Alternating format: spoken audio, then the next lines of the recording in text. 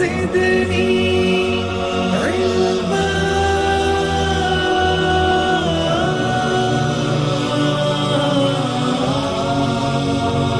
رب زدني علما भिखारी बनकर जहेज मांगे बदल के तेवर जहेज मांगे। अस्सलामु अलैकुम।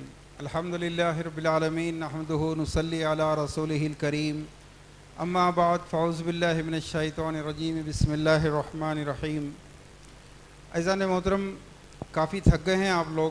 इससे पहले कि मैं अपने मौजू पर आऊँ, चूँकि मेरा एक तारुफ़ मिज़ाह निगार का भी है, तो इसलिए मुझे कुछ आप लोगों का मूड बदलने का मौका दीजिए। अब्दुल अज़ीज़ साहब ने जिन लोगों ने अभी शादी नहीं की, उनको वादा देते हुए ये कहा कि अगर दुनिया में कोई तब्दीली ला सकते हैं तो सिर्फ़ कुंवारे ला सकते हैं। मैं इस बात से इत्तेफाक करता हूँ, क्योंकि शादी के बाद आप अपनी मर्ज़ी से चैनल भी चेंज नहीं कर सकते, तो जो बदलना है वो अभी बदल लो। और एक, मैं डरा नहीं रहा हूँ, हकीकत बता रहा हूँ। एक आदमी ने ज्योतिषी को हाथ बताया, तो ज्योतिषी ने हाथ देकर कहा कि शादी के बाद 2 साल तक तू बहुत परेशान रहेगा, बहुत जलील होते रहेगा, बहुत ख़ार होते रहेगा। तो बड़ा खुश होकर पूछा, अच्छा 2 साल के बाद क्या होगा? उसने कहा फिर आदत हो जाएगी। फिर बिस्मिल्लाहिर्रहमानिर्रहीम। अज़ान मोहतरम, मैं जानता हूँ कि रात काफ़ी ताख़ीर हो चुकी है, लेकिन जनाब शकील अहमद साहब ने जो तल्ख़ हकीकतें और उसके बाद अब्दुल अज़ीज़ साहब ने ये जो चीज़ें आपको पढ़ के सुनाई हैं और बताई हैं, मैं समझता हूँ जो ज़िंदा ज़मीर लोग हैं उनकी पूरी रात की नींद उड़ा देने के लिए काफ़ी है। अब जिनके ज़मीर मर चुके हैं, जो तमाशा देख रहे हैं कि शादियाँ हो रही हैं, ख़ुदकुशियाँ हो रही हैं, लेकिन उसके बावजूद उनको ना तो शऊर आता है, ना तो ऐसी शादियों में जाना रोकते हैं, ना बाइकआउट करते हैं, ऐसे लोगों के लिए कोई फ़र्क नहीं पड़ता। और ऐसे लोग जिनके ज़िंदा हैं ज़मीर, वो माशरे में 2% 3% होते हैं, और मुझे पूरा गुमान है अल्लाह ताला से कि वो आप लोग हैं इंशाअल्लाह। दोस्तों, मैं बात रखने से पहले एक और अहम बात ये कहना चाहूँगा कि इंतहाई काबिल मुबारकबाद हैं जनाब शकील अहमद साहब, उनके फ़र्जंद, और कई मुबारकबादें पेश की जा सकती हैं। सबसे पहले तो ये जो आवाज़ है जहेज़ की, उम्मत में ऐसे इस्लाह मुआशरा के कई जलसे होते हैं, होते रहेंगे। सबसे ज़्यादा सियासी जलसों के बाद अगर कोई ख़र्च आता है तो वो इस्लाह मुआशरा के, और उसके बाद इन जलसों में इत्तेहाद, इत्तेफाक, इसके ऊपर बोला जाता है। सिर्फ जहेज़ का ये मौजू एक ऐसा है, इसके ज़रिए इत्तेहाद मुमकिन है। ये मसला हिंदू का है, ये मसला सिख का है, ये ईसाई का है। उम्मत मुस्लिमा में ये हर मसलक, हर जमात का मसला है। इस मसले पर पूरी उम्मत मुत्तहिद हो सकती है। इस पे जो भी काम करे, इस बात का यकीन कीजिए दोस्तों, अगर कोई अल्लाह ताला की तरफ से आपको नेमत दी गई है, हथियार दिया गया है दूसरी कौमों के लिए, मैं ये मौजू तो बहुत तवील है, मैं अक़लमंदों को इशारा करते हुए गुज़रूँगा। एक हदीस है नबी सल्लल्लाहु अलैहि वसल्लम की, फरमाया कि मैं क़यामत के दिन अपनी उम्मत की तेदाद पे फ़ख्र करूँगा। इस पर हमारे उलमा का यह इज्तिहाद है, इज्तिहाद ही है। उन्होंने कहा कि ज़्यादा से ज़्यादा बच्चे पैदा करो और उम्मत को बढ़ाओ।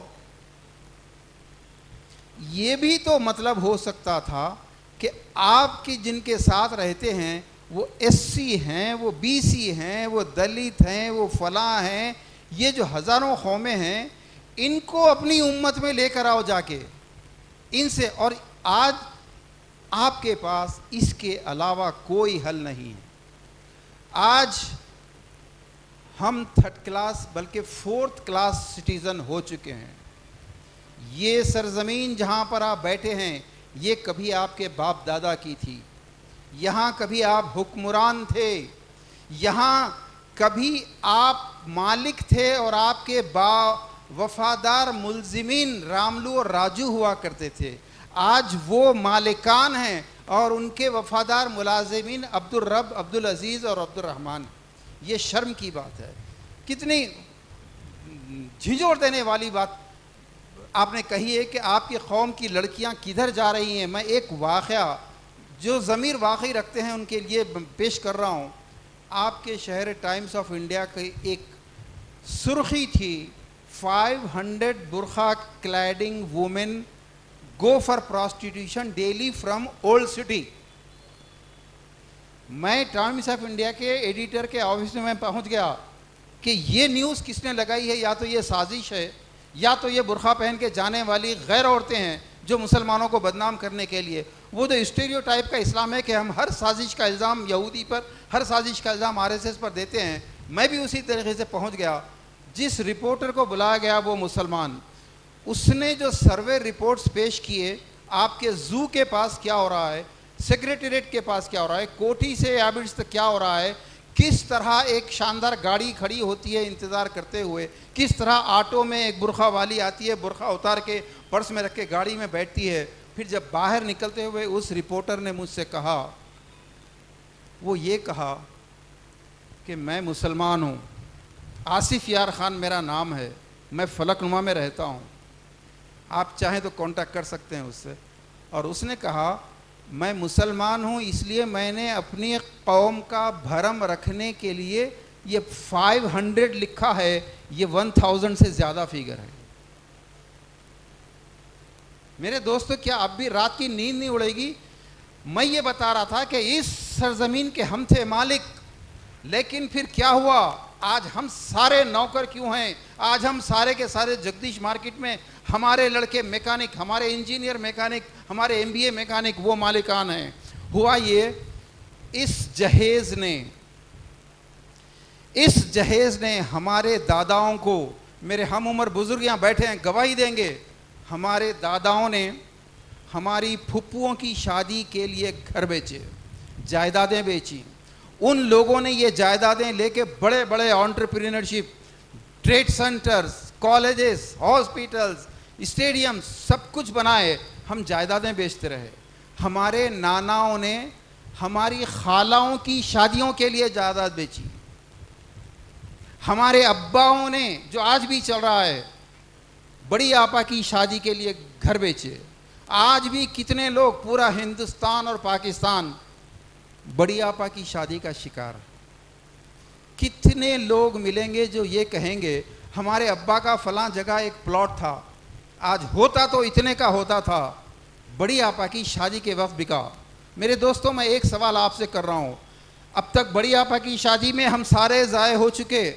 اب آپ کے پاس، آپ کے بیٹے کے پاس اور آپ کے پوتے کے پاس بیچنے کے لیے کیا ہے؟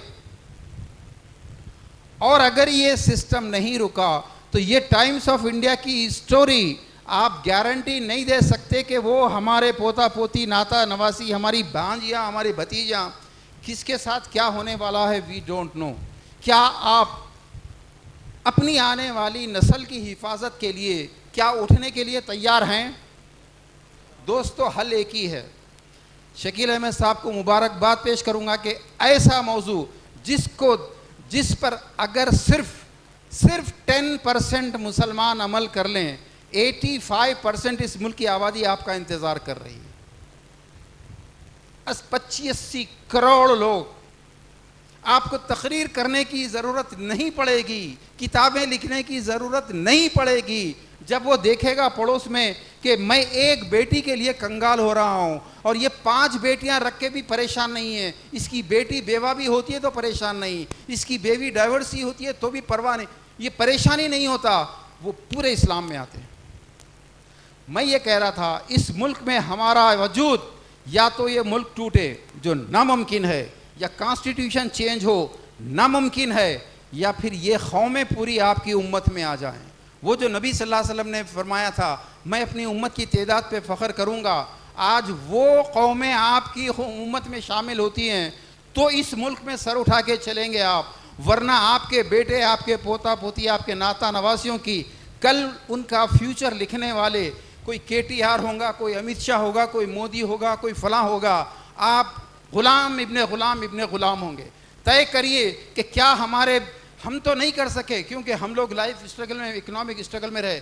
کیا ہمارے بیٹا بیٹی بھی وہ دلت, وہ BC 12% کوٹا کی بھیک مانگیں گے؟ میرے دوستو ذرا اپنے ضمیر کو زندہ کرو. ابھی تھوڑے دن کی بات ہے, سیاست منصف اخبار میں تصویریں چھپی تھیں, وہ جو کمیشن قائم ہوا تھا مسلمانوں کو 12% ریزرویشن دینے کا, وہ جو رڈی بیٹھا تھا ایسا چیئر کے اوپر.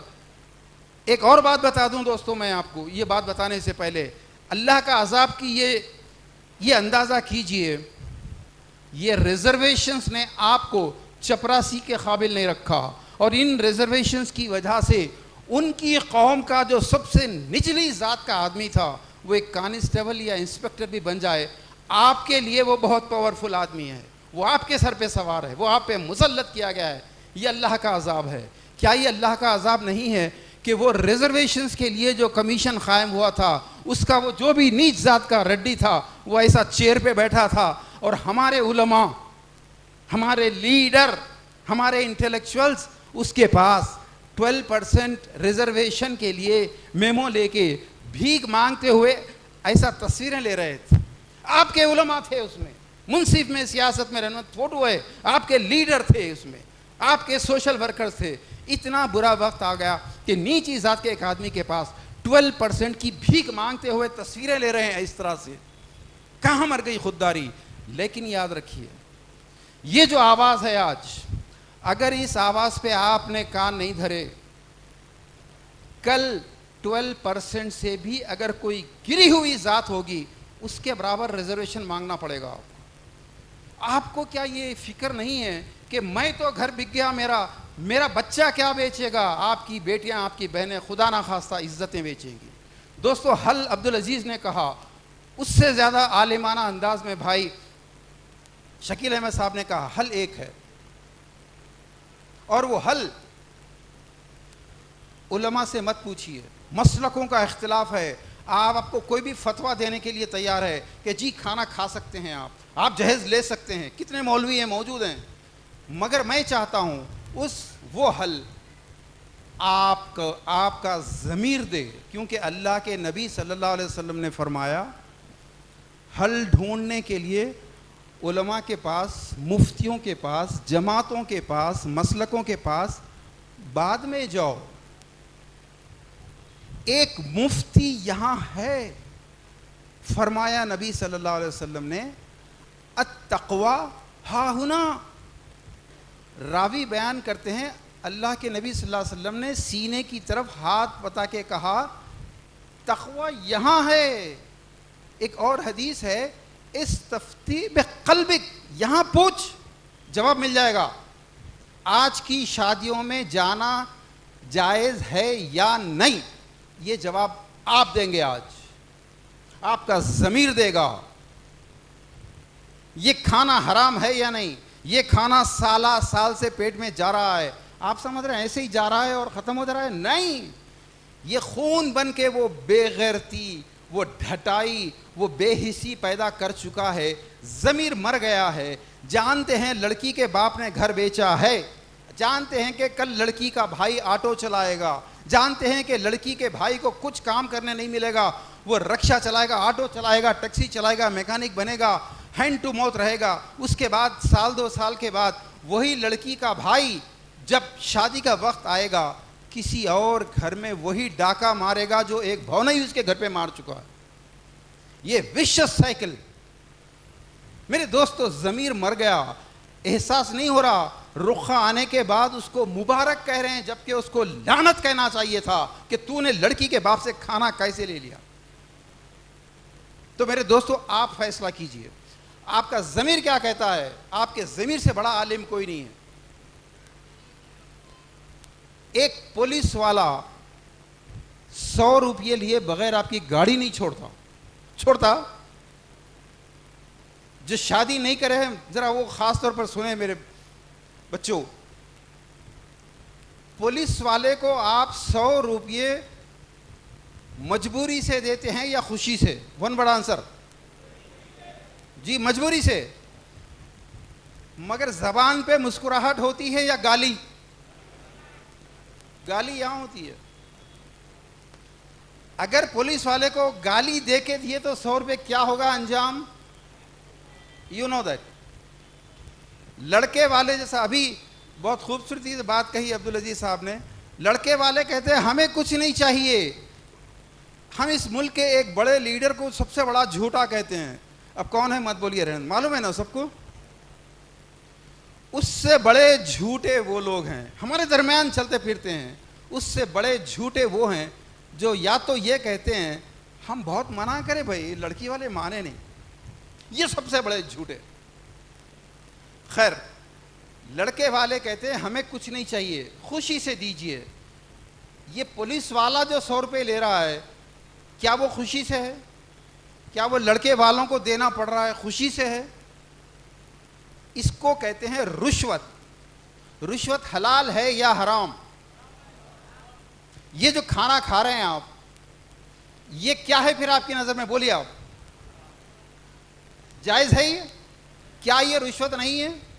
اگر لڑکی کے باپ نے یہ کہہ دیا معافی چاہتا ہوں میں بیڈ تو دور کی بات ہے بیڈ شیٹ بھی نہیں دوں گا، 500 آدمی تو دور کی بات ہے میں 50 آدمی کا بھی کھانا نہیں دے سکتا، اس کی بچی کی شادی کے چانسز کتنے % ہیں؟ زور سے بولیے. 0. تو رشوت دیے بغیر بچی کی شادی نہیں ہو سکتی. تو یہ جو کھانا کھا رہے ہیں آپ جا کے، یہ رشوت ہے یا نہیں؟ یہ رشوت ہے.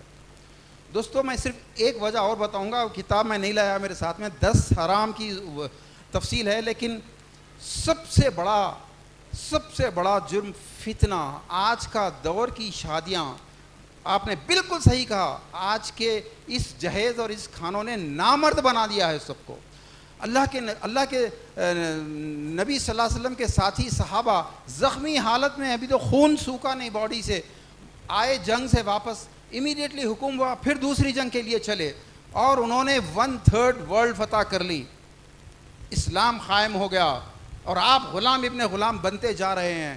ایک دوسرے کو خالی واٹس اپ کہ ہریانہ میں مسلمان گھر میں لوگوں نے گھس کے، دشمنوں نے RSS کے لوگوں نے گھس کے مسلمان عورتوں پہ رنگ پھینکے اور اس واٹس اپ کے نیچے لکھ رہے ہیں کہ please forward to others. For what? کیونکہ آگے والا بھی پھر کسی کو فارورڈ کرے گا. یعنی کہ آپ نے بالکل سیکھا، نامردوں کی قوم، میں کچھ نہیں کروں گا، تو کر، تو جا کے تو. انہیں کیوں کرے گا؟ پورے نامردوں کی. کوئی ایک بچی شادی کرتی ہے غیر مسلم سے، سب ایک دوسرے کو فارورڈ کر رہے ہیں. تو خیر، یہ بے غیرتی کی ختم کرنے کی ترکیب یہ ہے.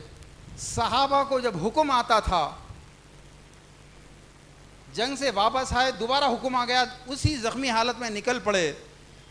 اس لیے وہ لوگ دنیا کو فتح کر سکے کہ دوبارہ جہاد کے لیے نکلنے کے لیے بیٹی کی شادی کا غم نہیں تھا، بہن کی شادی سر پہ نہیں تھی، بیوی کا کیا ہوں گا. مگر ان شادیوں نے آج یہ جہیز، یہ پلنگ، یہ گاڑی دے کر مردوں کو نامرد بنایا، مردوں کو رہن کر دیا، مارٹگیج کر دیا. اس کو جہاد کے لیے نکلنے کا تصور اس لیے نہیں ہے، اگر وہ چلا گیا تو گھر کی حفاظت کون کرے گا؟ پلسر گاڑی کی حفاظت کون کرے گا؟ آپ کے سسروں نے آپ کو پیسہ دے کر دراصل چوکیدار بنایا ہے. وہ والا چوکیدار نہیں بول رہا ہوں میں، آپ چوکیدار ہیں. آپ کا مردانگی ختم ہو گئی. دوستو مردانگی کی بات آئی تو بس بات ختم کر کے 2-4 منٹ میں بات ختم کرتا ہوں. دوستو میں مزاح نگار ہوں، اس ذہن میں رکھیے. اسی حساب سے میں دیکھتا ہوں دینی مسائل کو بھی. میں معذرت کے ساتھ ایک ریکویسٹ کر رہا ہوں، یہاں مرد کتنے ہیں ذرا ہاتھ اٹھائیے پلیز. 1 2 3 4 5 ماشاءاللہ ماشاءاللہ. اس گرم جوشی سے اٹھا رہے کہ مجھے یقیناً لیڈیز بھی اٹھا دیے ہوں گے کہیں گرم جوشی دیکھ کے آپ کی. اب دیکھیے قرآن مرد کس کو کہتا ہے؟ سورہ نساء آیت نمبر 34 الرجال قوامون علی النساء. مردوں کو عورت کے اوپر قوام بنایا گیا ہے، حاکم، گارڈین، ذمہ دار، کیئر ٹیکر. وہ طلاق دے سکتا ہے. کیا کر سکتا ہے؟ طلاق دے سکتا ہے، ہاتھ اٹھا سکتا ہے، بہت کچھ کر سکتا ہے کیونکہ وہ قوام ہے. مگر وجہ کیا ہے اس کی؟ قربانی ساری زندگی عورت دے اور مرد قوام بن کے بیٹھے. وجہ قرآن وہ کرائٹیریا دیتا ہے, وہ پری کوالیفیکیشن کیا ہے مرد بننے کی, خوام بننے کی. ہم سمجھ رہے ہیں بچے پیدا کرنے والے کو مرد بولتے ہیں, اس لیے سب ہاتھ اٹھائے. ابھی یہ غلط فہمی میں نکالنے کے لیے آیت پیش کر رہا ہوں. بچے پیدا کرنے والے کو مرد نہیں بولتے. اللہ تعالیٰ مرد کس کو کہتے ہیں؟ قرآن میں کہہ رہا ہے بما انفقوا من اموالہم, جو مال خرچ کرتا ہے وہ خوام ہے. تو پتہ یہ چلا قرآن خوام یا مرد اس کو بنانے, اس کو منصب دے رہا ہے جو مال خرچ کرے وہ مرد ہے. اگر آپ سعودی میں کسی سعودی کو گالی دیے, مار بھی دیے پچکڑ, اس کو اتنا ریئیکٹ نہیں کرے گا. آپ صرف اس سے اسی آیت کا پہلا لفظ جو ہے اسی میں اس کو بولے کہ انت منہ رجال, تو رجال نہیں ہے بولے تو آپ کو مار ڈالتا ہو. کیونکہ عربی زبان میں رجل یا رجال اس کو بولتے جو عورت کی کمائی کو ہاتھ نہیں لگاتا, وہ مرد ہے. بچے پیدا کرنے والا مرد نہیں ہے.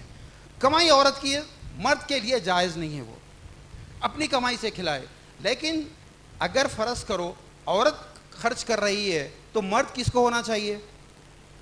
خوام کون ہونا چاہیے؟ چلیے یہ بولیے آپ ایمانداری سے, جس جوش سے آپ نے مرد ہونے کا ہاتھ اٹھایا, ذرا اسی جوش سے یہ جواب دیجئے کہ جوڑے کی رقم کون دیتا ہے, عورت یا مرد؟ چپ کیوں ہو گیا آپ؟ تمہاری بات نہیں, بات ہے زمانے کی. جوڑے کی رقم مرد دے رہا ہے یا عورت دے رہی ہے؟ اچھا میری بہنوں وہاں سے بولو زور سے, مرد کوئی بولنے تیار نہیں ہے آج. آپ کے 500 آدمی کا کھانا کون کھلا رہا ہے؟ زور سے بولو پھر. پلنگ کون لا رہا ہے؟ پلسر گاڑی کون لا رہا ہے؟ تو مرد کس کو کہنا چاہیے؟ طلاق کس کو دینے کا حق ہے؟ مارنے کا حق کس کا ہے؟ یہ مردوں نے یہ کر دیا. دوست میں معافی چاہتا ہوں, لیکن ایک چیز, ایک لفظ کو گالی سمجھتے ہیں لوگ. گالی نہیں ہے وہ تو ہندو دھرم میں بھی, ہندی زبان میں ہے. بھاڑ کے معنی ہوتے ہیں عورت کا مال, عورت کا کمائی. کھاؤ بولے تو کھانے والا. آپ سمجھ گئے نا؟ اس زبان میں بھاڑ کھاؤ تو ہم سمجھتے گالی. گالی نہیں ہے, اس محترم مرد کے لیے یہ لفظ یوز کرتے ہیں جو مرد عورت کا مال کھاتا ہے. دوستو میں بات کو ختم کرتا ہوں. بائیکاٹ کے علاوہ کوئی راستہ نہیں ہے. من رأى منکم منکرا, وہ حدیث پڑھتے جائیے. اور ایک حدیث آپ کئی بار سن چکے ہیں. اللہ کے نبی صلی اللہ علیہ وسلم فرماتے ہیں کسی بستی پر عذاب نازل کرنے کا حکم آیا, فرشتوں نے کہا اس بستی میں تو ایک فلاں بہت اچھا مسلمان رہتا ہے. اللہ نے کہا پہلے اس پر عذاب الٹو. فرشتوں نے کہا, اللہ تعالیٰ فرماتا ہے اس لیے کہ جب ہمارے احکامات ٹوٹتے تھے اس کو غصہ نہیں آتا تھا. آپ کے پاس کوئی رقعہ لے کر آ رہا ہے, اس میں لڑکی کے باپ سے کھانا ہے, آٹومیٹک اس کا مطلب جہیز ہے, آٹومیٹک اس کا مطلب جماگیاں ہیں, آٹومیٹک اس کا مطلب اس میں منگنی ہے. آپ کو غصہ نہیں آ رہا, مبارک مسکراہٹ آ رہی چہرے پہ. اس لیے یہ اللہ کا عذاب ہے کہ آپ کے گھر کی ایک جٹھانی اگر اپنی بچی کی 15 لاکھ کی شادی کرتی ہے تو اس گھر میں ننند اور دیورانی کیا کرتے ہیں آپ کو معلوم. اور آپ مرد کولو کے بیل بن کے ساری زندگی بچیوں کی شادیاں کرتے ہیں. جس مرد نے اپنی بیوی کو 0 بجٹ میں شادی کر کے لایا, اس کے بعد اس کو 4 بیٹیاں ہو جائیں, اس کی بیوی ان بیٹیوں کی 0 بجٹ میں کرنے کے لیے پورا کوآپریٹ کرے گی. لیکن جس مرد نے 200 آدمیوں کا کھانا لیا ہے, جس مرد نے 1 لاکھ روپے جوڑے لیے ہیں یا کچھ بھی لیا ہے, اور اس کے بعد اس کو 3-4 بیٹیاں ہو جائیں گی, تو وہ عورت ایک بیٹی کو کل کے حساب سے 15-15 لاکھ خرچ کرنے کے لیے تم کو بھیک مانگنے لگائے گی, تم کو زکوٰۃ مانگنے لگائے گی, تم کو قرض مانگنے لگائے گی, تم کو سود دینے لگائے گی. بولو کیا چاہتے ہو؟ کل آپ کی بیٹیاں 0 بجٹ میں شادی کریں گی صحابیات کی طرح, یا کل آپ 50-50 لاکھ خرچ کرنے کے تیار ہیں؟ آپ کے پاس بیچنے کیا تیار ہے؟ دوستو یہ رخہ دیکھ کے غصہ کیوں نہیں آ رہا آپ کو؟ نبی سے محبت کرنے والوں, غصہ آنا کہ میرے نبی کے طریقے پر اگر یہ شادی نہیں ہے, معافی چاہتا ہوں میں نہیں آ سکتا اس شادی میں. یہ بائیکاٹ ہم نہیں کر رہے, بائیکاٹ تو وہ لوگ کر رہے ہیں دین کا, اللہ کے نبی کے طریقے کا. ہم ان کا بائیکاٹ کر رہے ہیں. اگر وہ کہیں گے, لوگ آسانی سے نہیں سمجھتے, پہلے بولیں گے یار پہلے داڑھی تو چھوڑو تم, سنت کی بات بعد میں کرنا. کوئی صاحب کہیں گے بھائی کی شادی بھول گئے آپ, ان کو پیار سے کہو میرے بھائی شراب صحابہ نے پی تھی, اللہ نے ان کی توبہ کی ادا کو اتنا پسند کیا, سابقہ گناہ نیکیوں میں بدل گئے, سابقہ شراب نیکی بن گئی. میں نے غلطی کی ہے, دعوتیں اٹینڈ کی ہیں, لیکن میں توبہ کرتا ہوں, اس کے علاوہ کوئی راستہ نہیں. دوستو آخری 2 منٹ, کیا آپ عہد کرتے ہیں کہ ایسی دعوتوں کا سارے مل کے بائیکاٹ کریں گے؟ میں چاہتا ہوں کہ بھائی اگر کیمرہ مین ہیں یہاں پر تو ذرا ہم لوگ عہد کریں گے. آپ ان تصویروں میں ویڈیو میں دیکھیے, یہ ہاتھ اٹھانے والے لوگ وہ ہیں جن کے گھر کل آپ رشتہ بھیجیں گے تو انشاءاللہ 0 بجٹ کی شادی ہوگی, انشاءاللہ صحابیات کی طرح شادی ہوگی. یہ لوگ جو مرد کہلانے کے قابل ہیں, جو اپنا مال خرچ کرتے ہیں, میں صرف اتنی ریکویسٹ کرتا ہوں, ایسی شادیوں کا بائیکاٹ کرنے کا اگر آپ عہد کر رہے ہیں تو صرف اپنے رائٹ ہینڈ پر لیفٹ ہینڈ پر بیٹھنے والے سے ان کے ساتھ ہاتھ ملا کے کھڑے رہیے, تاکہ ہم کل گواہ رہیں گے. آپ کے گھر رشتہ بھیج سکتے ہیں, آپ دوسروں کے گھر رشتہ بھیج سکتے ہیں, ورنہ آج بیٹیوں کا اٹھنا مشکل ہے. کتنے لوگ ہیں جو ساتھ دیں گے انشاءاللہ؟ تکبیر, کھڑے رہیے دوست, کھڑے رہ کے ہاتھ ملائیے, تکبیر. ہم ایسی شادی کا بائیکاٹ کریں گے, ہم ایسی شادی میں ہرگز نہیں جائیں گے جہاں اللہ کے نبی کا طریقہ ٹوٹ رہا ہے. تکبیر. جزاکم اللہ خیر.